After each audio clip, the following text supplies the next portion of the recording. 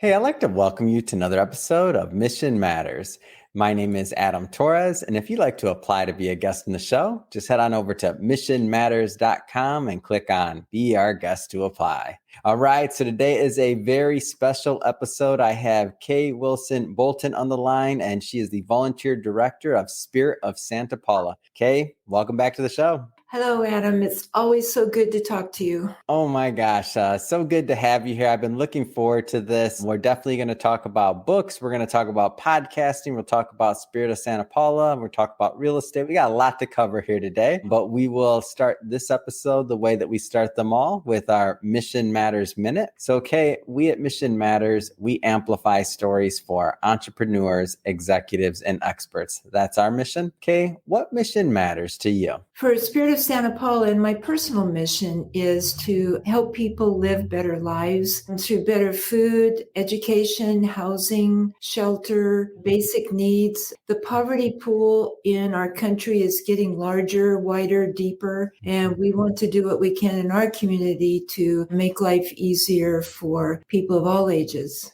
It's a great mission and great to have you on so that we can help you spread that mission and spread that message and that word. And so maybe just to get us kicked off, I don't want to assume maybe that some of our listeners caught some of our previous work. So maybe let's just start with, how did the Spirit of Santa Paula come about?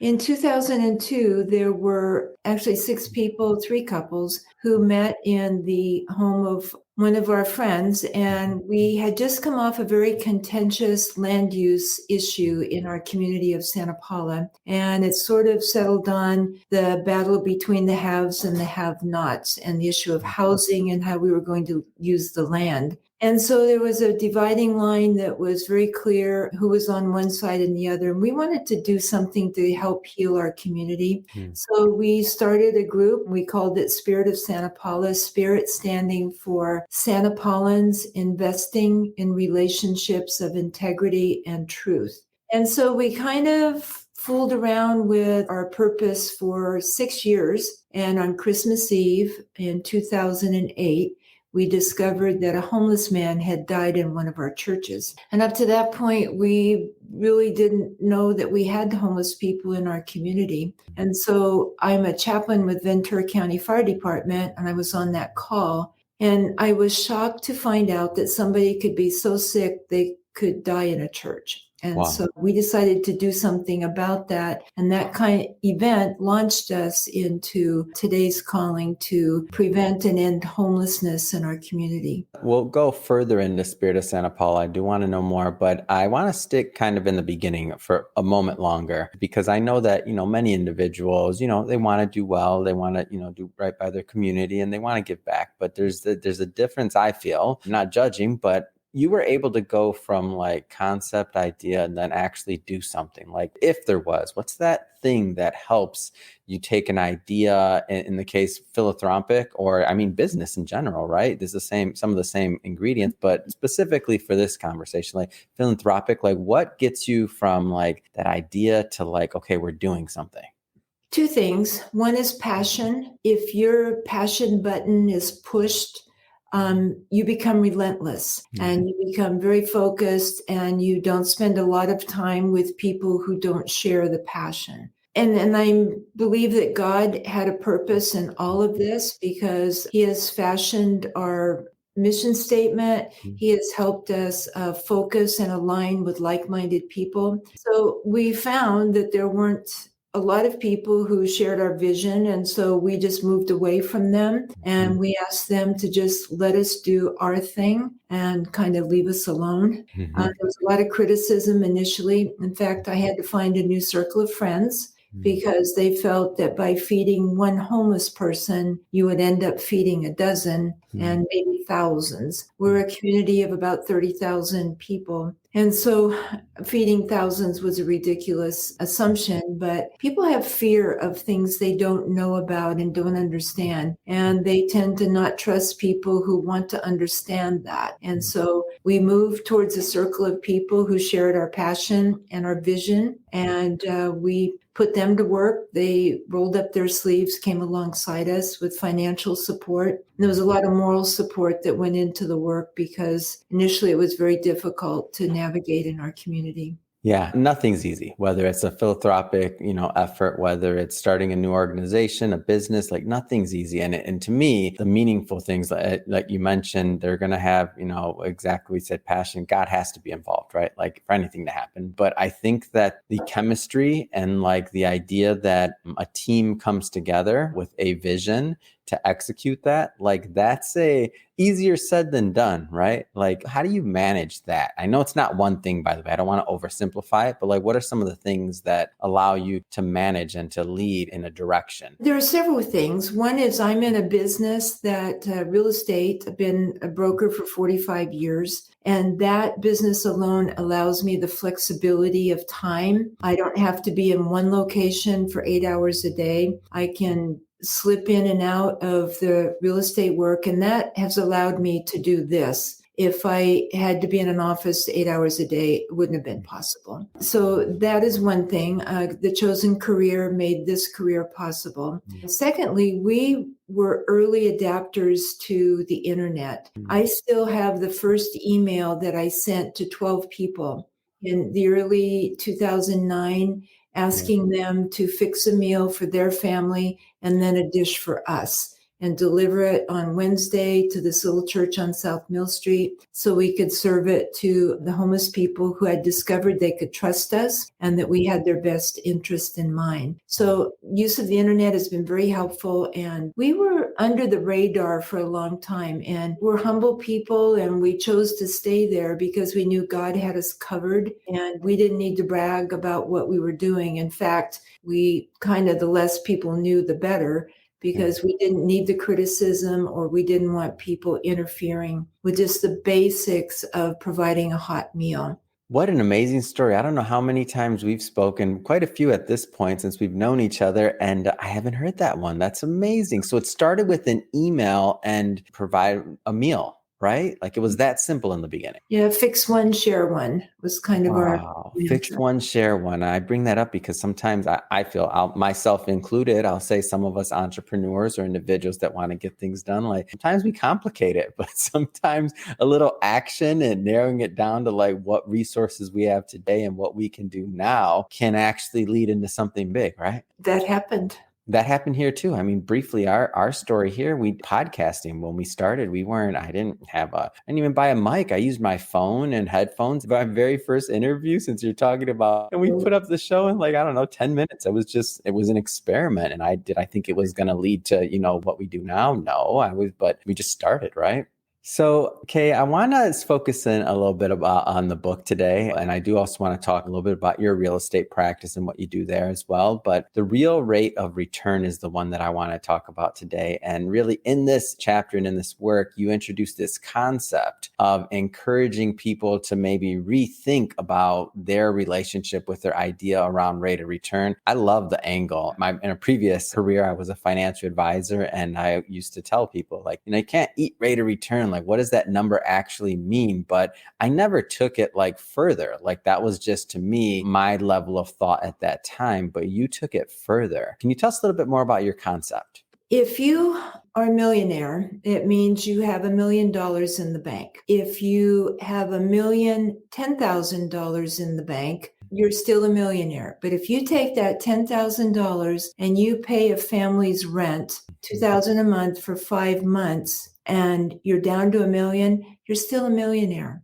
And you can go to sleep at night knowing that a family has had their rent paid for 5 months, which allows them then to maybe go buy a computer, fix a car, tithe to their church, do a lot of things, put a full stack of groceries in the refrigerator in the cupboard. And that rate of return should make everyone feel good. And when you go to sleep at night, you can think about that family. And so I just think our rate of return has to move away from what's in it for me to a rate of return that benefits others. I'm Christian, and, I love people who aren't. And many of the principles of being a good citizen are found in every religion. And it's looking out for others. Are we our brother's keeper? I think we are. There have been times when people have taken care of me. Anything I do it's a payback. I know people talk about paying it forward, and that's kind of so you can get something out of it. But for me, it's paying back all the wonderful people who had the idea that I was part of the family where they felt they could expend some money and increase their own rate of return.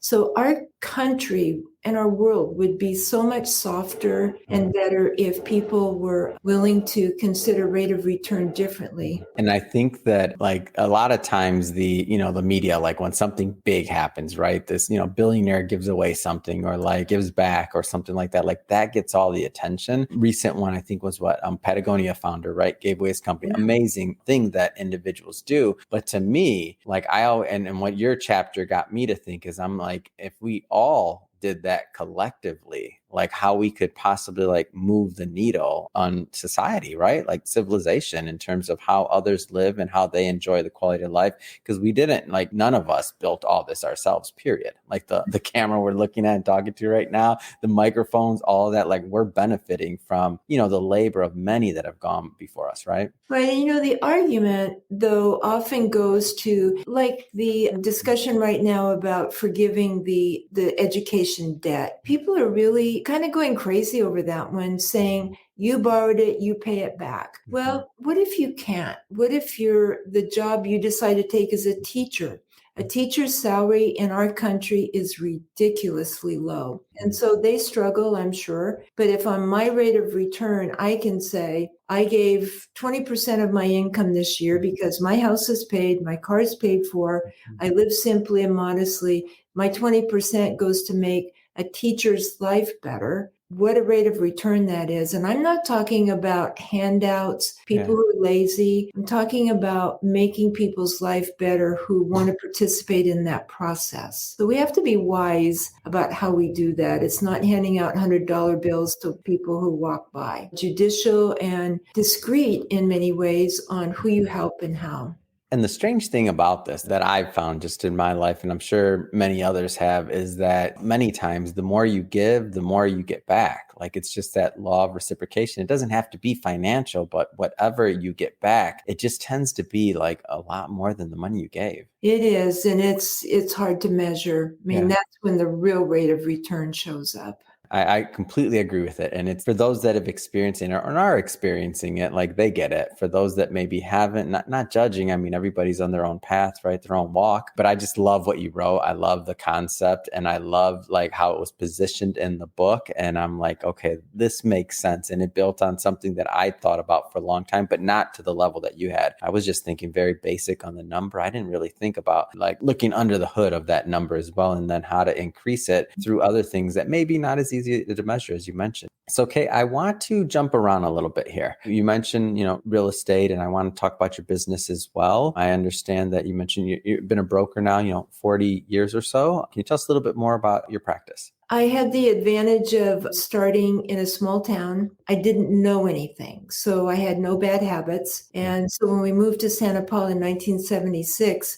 I realized kind of early that this kind of business was built on relationships. So I came to town not knowing anybody. So I figured out pretty quickly that I needed to get to know people. So I became sort of a junkie on community service. Yeah. My heart was sincere and my heart was in it, but I could see that it was necessary if I was going to pay my bills. So I did that and have been very engaged in my community. And so I started early realizing that how important it was to be equipped for any job that we do.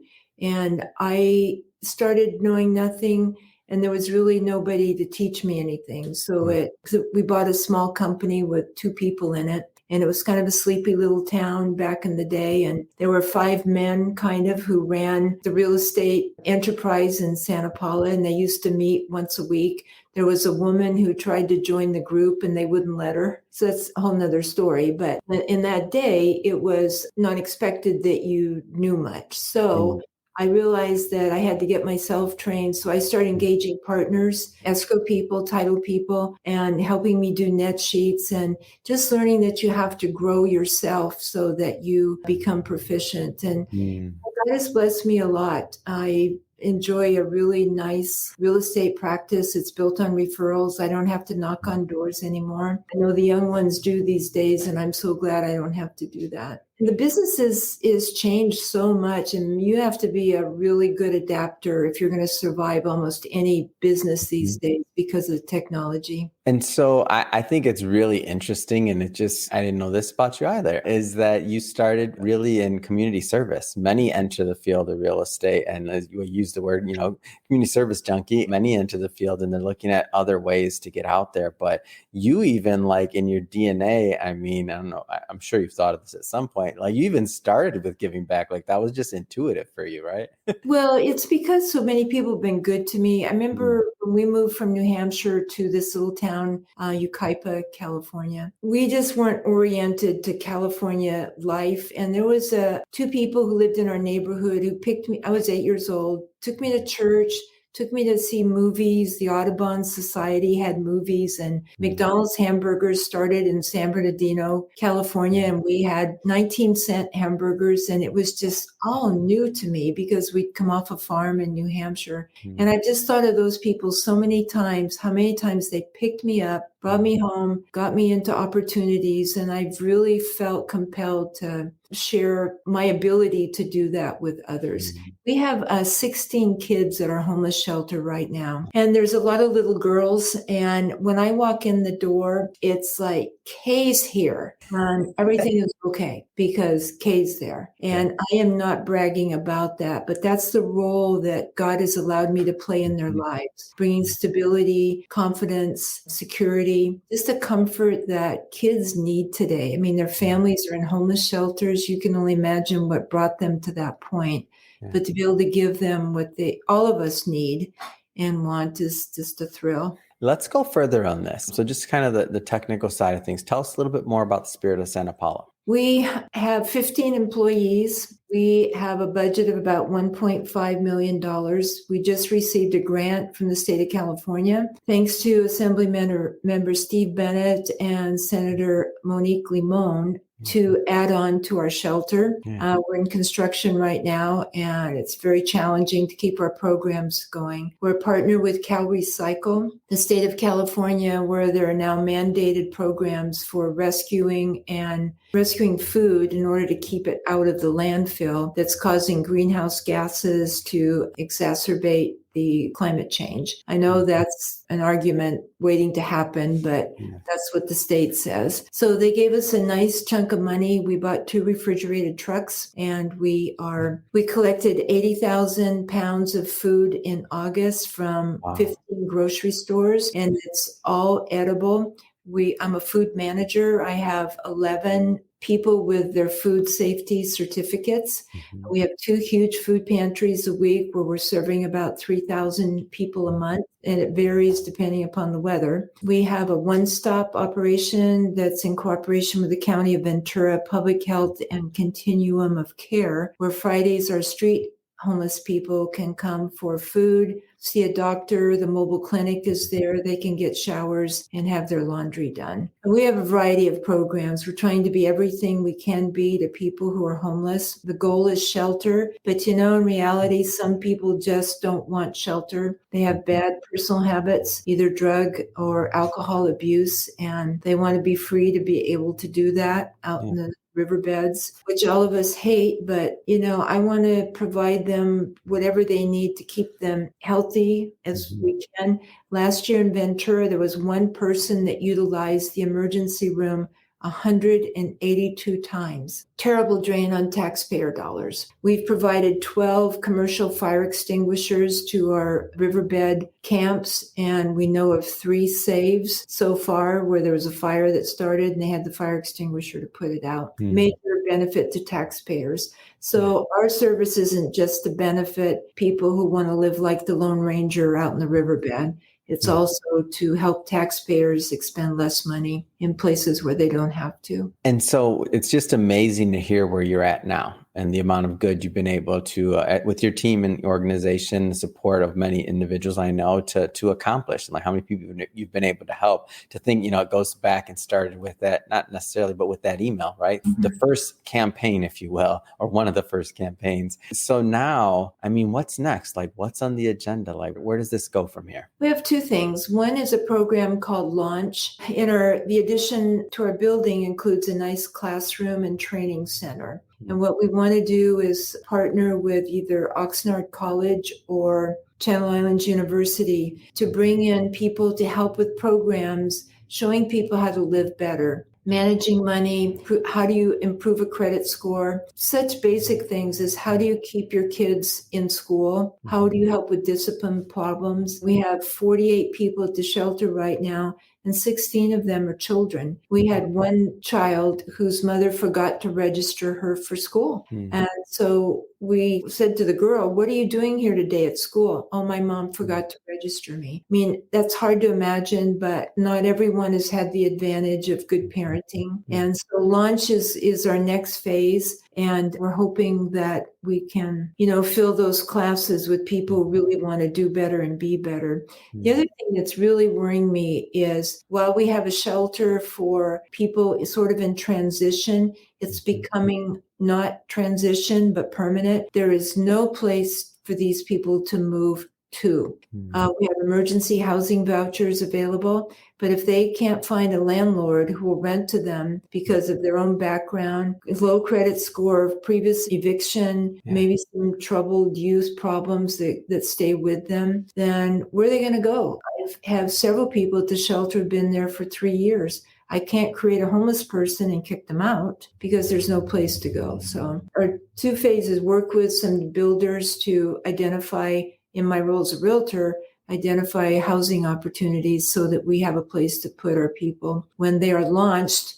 into the next phase of being able to live ably and capably away from Harvard Shelter. I'm curious. So obviously a lot going on, and this is from my standpoint. So I interview a lot of individuals, whether it's business, philanthropic, or otherwise, and I'm always curious on their take on really like creating content and why it's important to get their message out there. Because I know you mentioned sometimes you want to stay under the radar, and it's important to do that. I agree with that 100%, especially, what's when you're called to get a message out there further. But what has it meant to you to start creating content and to start getting the word out just a little bit more on the story and crafting that? Like what has that meant in your role? A lot. Because what we've tried to do, and I'm bolder now using Facebook, Instagram. We have a podcast of our own coming up. Tomorrow's our first filming called Bruised Reads. Oh, you better believe I was bringing that up, Kay.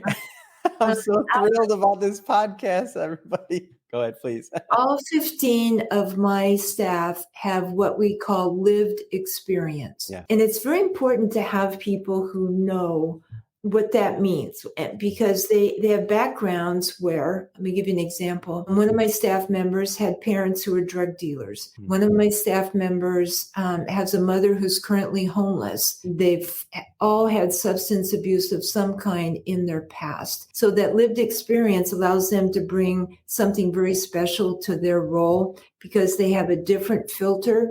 They have a different lens that they see the person in front of them through, so they can understand, empathize, sympathize, and be more compassionate as we deliver services. Exciting to watch them grow through all of this. And I'm excited to see them take on very specific roles in the organization. I'm 75 now, and I feel like I have a lot of years left, but you don't know. And I certainly don't want anything to collapse because I disappear from the scene, suddenly, particularly. We're in succession planning and we've got wonderful people filling big shoes. It's great. Can't hold myself back anymore on this podcast. I'm so excited for it. What was the inspiration behind launching this? Because I've been thrilled. I cannot wait to have it on our website and to distribute it and to get it all out there. Because for me, I know where your heart's at. I know you're humble and you're Kay. I understand that, but I'll say it. You do great work. And these stories that you have, my mother was in social work almost 40 years. And so she worked with at-risk teens and at-risk youth. And so she she worked with some of the most, hard cases, I'd say, in terms of like to hear the stories in some of the lives, like in my life that I've ever experienced and been a part of and witnessing. But that being said, it's not always easy. But to now create this podcast and to get, and to distribute it and to get these stories heard, like, what's your concept for the show? It is to tell the story of somebody who's been broken by life. People who don't know what that means have lived a sheltered life. They've had great parents, stable lifestyles, plenty of money. They never worried about if the rent was going to be paid or if the lights were on.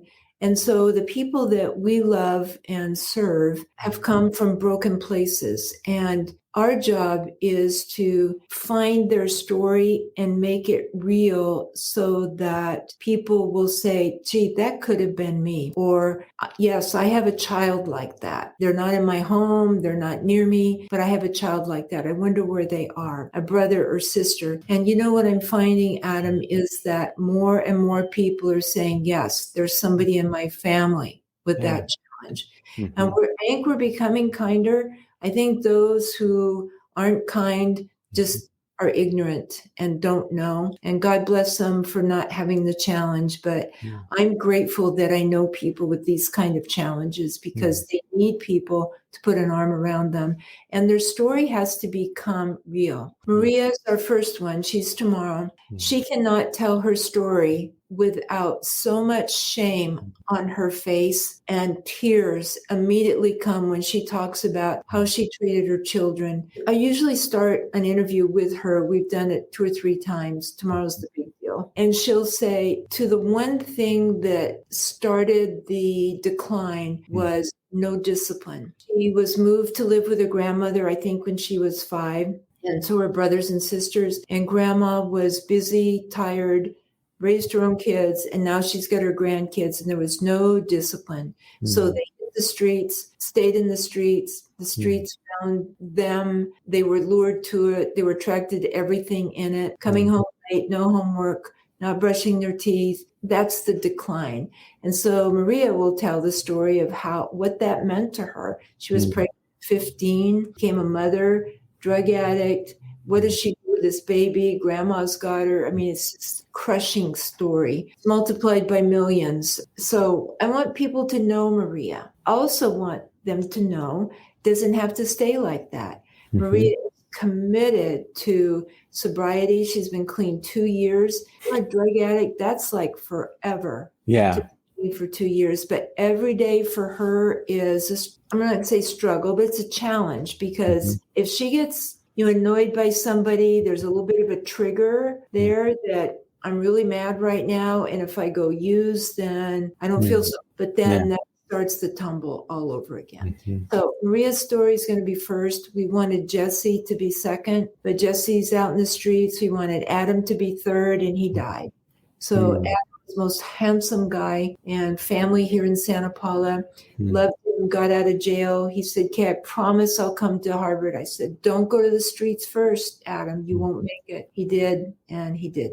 Heartbreaking. How brave of these individuals to share their stories, right? For the benefit of others. They don't have to do this. Like, this is a commitment for them trying to help others as well. And when you think about rate of return, another way of me thinking about this is that a rate of like their experience, like them to give back, like it's such a selfless act. It is. And there's, it's hard for them to tell because there's so much shame. But I tell them it's a new day. Stand up. Put your shoulders back. You're here now. That was then. This is now. And so they need that constant encouragement because the world is tough on people who aren't quite making it. Really tough. Well, Kay, I have to tell you, it has been great having you back on the show and reconnecting. And of course, I cannot wait for this show to go live. And I want all our, whether it be on our website, all by the time this is out, by the way, for everybody watching, I should say the edited version, the podcast will be live. We'll put links in the show notes so you can just click on the links and head right on over and hit that subscribe button. So I definitely want everyone to check this out. And of course, we'll have links to Kay's recently released book that she released with us as well in the show notes. And that being said, to everybody, if this is your first time engaging with a Mission Matters episode or listening to anything on the platform,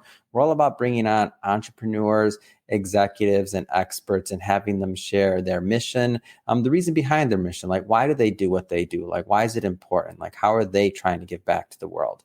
If that's the type of content that you think is interesting or fun or exciting, or you can learn from it, hit that subscribe button, because we have many more mission-based individuals coming up on the line, and we don't want you to miss a thing. And Kay, again, I know you are busy.